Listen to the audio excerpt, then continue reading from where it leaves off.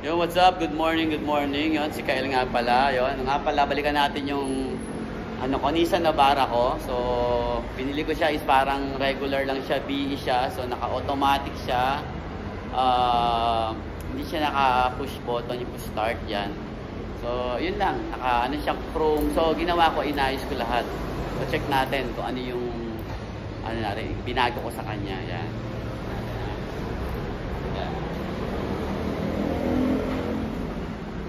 Ito na siya ngayon. So, nung unang dumating to dito is naka-chrome pa to. Yan, lahat yan. Naka-chrome. Yan, lahat yan.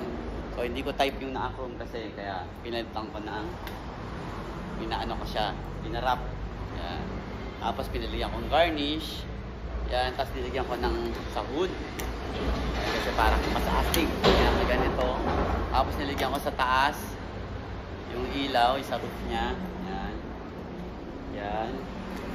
Tignan ko dito sa gilid. Parang bala ko nga yung bushwalker ba yun, yung malaki. Pero tsaka na pag nagpalit na ako ng gulong or tsaka mags, pinataasan ko na. Pagsawaan ko muna to. Yan. So yung likod naman is piniligan ko na ito, tsaka bed liner sa loob. Yan, nilagyan ko rin ito.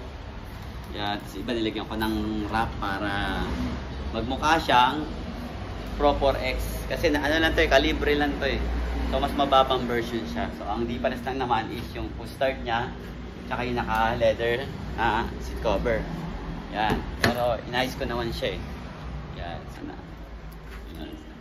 Hindi siya ganun kaganda yung leather, pero pwede na. Kasi yan. Yan ang forma niyan. Yan. So yun. Sa isang taon na gamit ko dito, para sa akin, solid siya, maganda, malakas bumatak, malakas aircon. Wala akong masabi, hindi ako binibigyan ng problema na itong Navara na to. Astig, mahataw din, mabilis. Check natin mamaya, papailawin ko yung mga nilagay ko kung gaano kaganda. Yun, solid na solid yan, kaya yung mga may gusto bumili ng Navara na Pro 4X, okay din yun, the best yun. Dati pinagpipilian ko yung yung Ford. Kaya lang, okay din naman sa akin, may dating din naman sa akin tong Nissan kaya napunta ako din sa Nissan.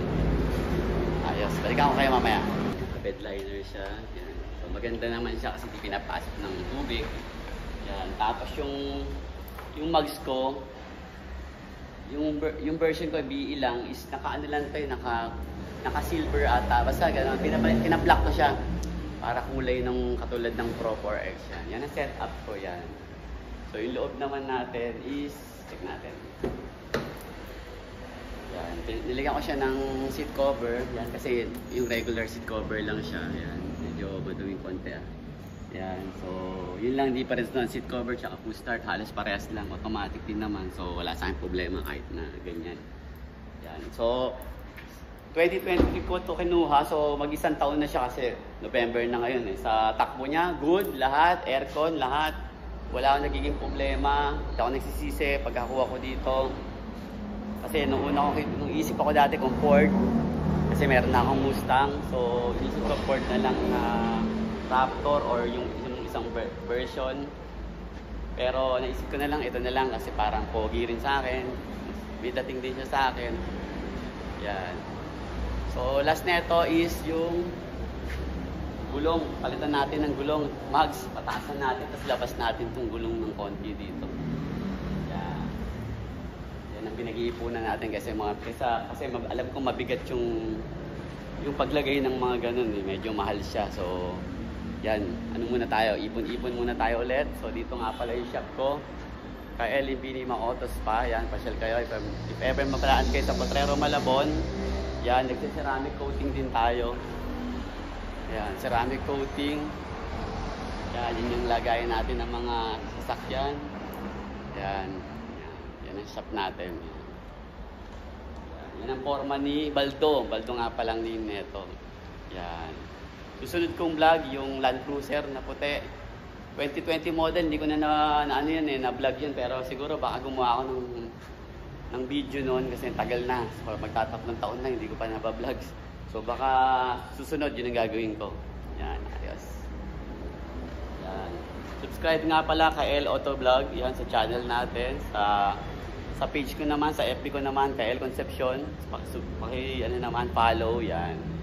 Yan ang setup natin. Tapos nga pala, nilagyan ko siya ng speaker sa gilid. Ewan ko lang kung may dating or what. Kung hindi, pwede naman tanggalin. Wala, trip ko lang kasi gusto ko para kung paiba-iba naman. Yan. Yan ang forma niya. Yan. Yan.